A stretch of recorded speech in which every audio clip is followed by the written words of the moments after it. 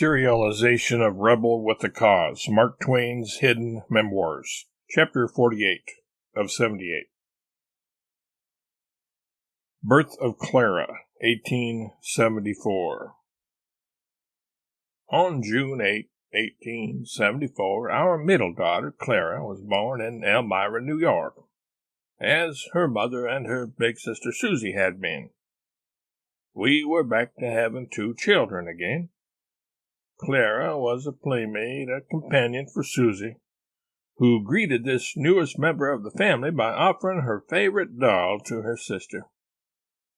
We called Clara Bay almost from the beginning, due to Susie calling her that, in an attempt at pronouncing the word baby.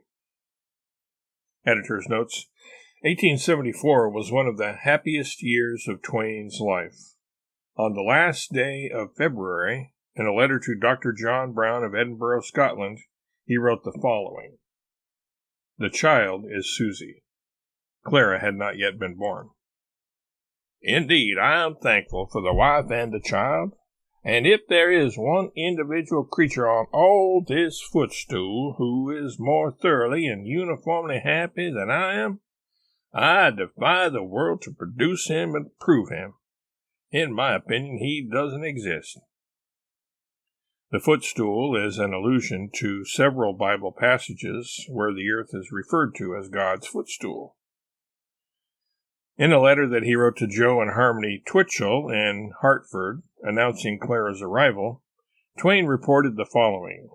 The Modoc was his nickname for Susie. "The baby is here, and is the great American giantess, weighing 7 3/4 pounds. We had to wait a good long time for her, but she was full compensation when she did come. The Modoc was delighted with it and gave it her doll at once. There's nothing selfish about the Modoc. She is fascinated with the new baby." Twain considered Clara to be a giantess because his first 2 children, Langdon and Susie, had weighed only 4.5 and 5 pounds at birth, respectively. Clara Langdon Clemens was named for Clara Spaulding, a childhood schoolmate and friend of Livy's who the Clemens children called Aunt Clara.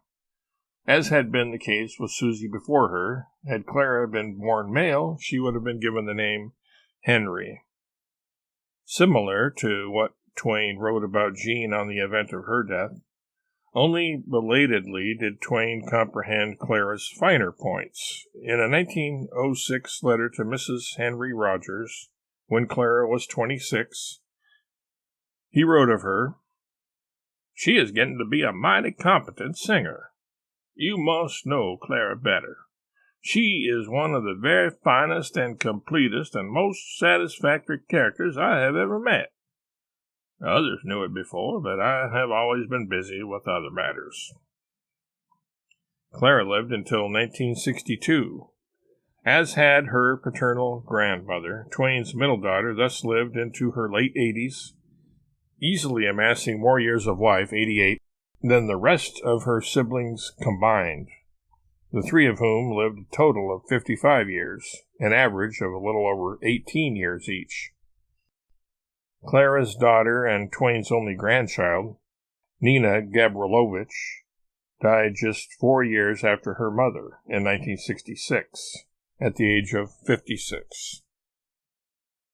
A true story repeated word for word as I heard it, a sketch about a former slave being reunited with her long-lost son, was published in 1874.